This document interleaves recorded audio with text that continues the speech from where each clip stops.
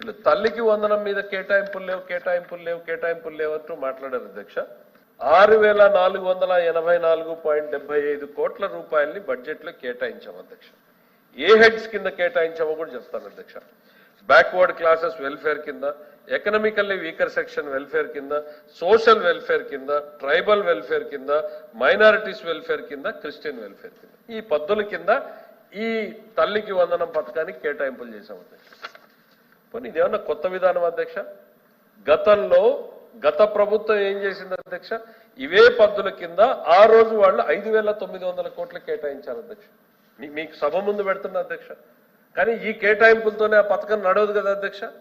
ప్రభుత్వం రీఅప్రాపరేషన్ ఎక్కడి నుంచి ఎట్లా చేసుకోవాలి అనేటువంటి ఆలోచన చేసుకుని నడుపుతుంది అధ్యక్ష. సేమ్ కేటాయింపులను వాళ్ళు చేసి అదే కేటాయింపులు ఈరోజు మేం చేస్తే మమ్మల్ని వేలెత్తి చూపించే రకం అంటే